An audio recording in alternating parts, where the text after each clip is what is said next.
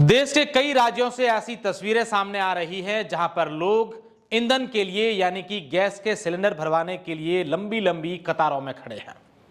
और यह स्थिति आने वाले दिनों में हमारे राजस्थान में भी होने वाली है। ऐसा इसलिए कह रहे हैं क्योंकि जहां पर कॉमर्शियल गैस से काम होता है, चाहे वो फैक्ट्रीज हो, रेस्टोरेंट हो या फिर मिठाई की दुकानें हो, वहां पर गैस एजेंसियों ने उनको गैस सिलेंडर देने से इनकार कर दिया है क्योंकि गैस कंपनियों ने अनऑफिशियली तौर पर तमाम जो एजेंसीज हैं उनको यह कहा है कि आगामी आदेश तक आप किसी भी प्रकार की कॉमर्शियल गैस की सप्लाई नहीं करेंगे। नमस्कार, मेरा नाम अशोक है और आप राजस्थान का सबसे तेजी से बढ़ता डिजिटल न्यूज चैनल द खटक देख रहे हैं। दोस्तों, ईरान इजराइल के बीच में जो युद्ध चल रहा है उसका असर अब हमारे देश भारत में भी सीधा सीधा देखने को मिल रहा है। ऐसा इसलिए क्योंकि देश के कई राज्यों से लगातार ऐसी खबरें सामने आ रही हैं जहां पर लोग अपने घरेलू गैस सिलेंडर के लिए लंबी लंबी कतारों में खड़े हैं और अपनी बारी का इंतजार कर रहे हैं कि उन्हें गैस का सिलेंडर कब मिले। इसकी शुरुआत तब हुई जब गैस की बड़ी बड़ी कंपनियों ने तमाम एजेंसी वालों को यह कह दिया कि आपके पास जितने भी कॉमर्शियल गैस सिलेंडर हैं उनको स्टॉक में रखिए और जिन कॉमर्शियल गैस का जो यूज लेते हैं, जिन लोगों के पास पर्याप्त मात्रा में स्टॉक पड़ा है, उनको आप अब सप्लाई नहीं करेंगे। साथ ही साथ अनऑफिशियली यह भी कहा है कि अब किसी भी प्रकार की कॉमर्शियल गैस की सप्लाई आप लोग नहीं करेंगे। वहीं देश में एक साथ 60 रुपए की गैस सिलेंडर के घरेलू गैस सिलेंडर के भाव बढ़ने के साथ ही देश में अफरा तफरी मच गई, लेकिन अब इसकी कालाबाजारी भी भयंकर तरीके से हो रही है।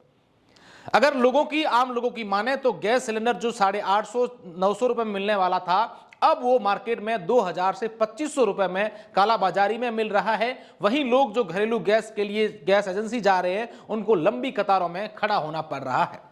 हालांकि इसका सीधा असर अपने राज्य राजस्थान में देखने को तो नहीं मिल रहा है, लेकिन अभी जो तस्वीरें बिहार और अन्य राज्यों से सामने आ रही है वाकई में इसी प्रकार के हाल रहे तो आने वाले दिनों में ये चिंताजनक स्थिति बन सकती है।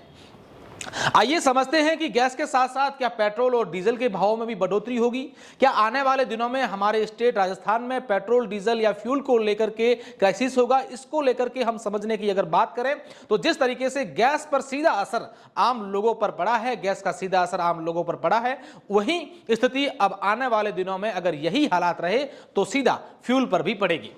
अगर पेट्रोल और डीजल की स्थिति अगर इसी प्रकार की हुई तो आप यकीन मानिए कि इसका सीधा असर आम जीवन पर भी पड़ेगा, क्योंकि पेट्रोल और डीजल के भाव में अगर बढ़ोतरी होती है या उसको लेकर कमी होती है तो बहुत सारी चीजें इससे प्रभावित होगी।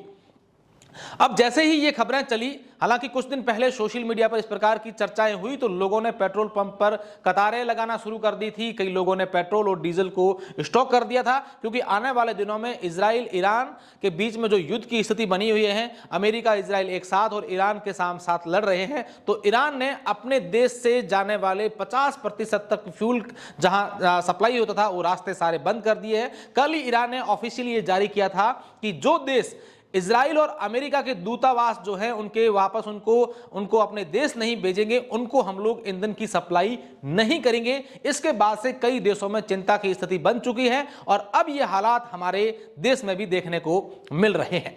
हमारे जितने भी दर्शक देख रहे हैं उनसे हम एक अपील भी करना चाहेंगे कि स्थितियां चाहे कैसी बने या नहीं बने, लेकिन हमारा जो फ्यूल है जितनी जरूरत हो उतना ही खर्च करें, क्योंकि अगर आने वाले दिनों में इस प्रकार के हालात बने तो कहीं ना कहीं हमारे देश पर भी उस युद्ध का सीधा असर फाइनेंशियल तौर पर पड़ सकता है।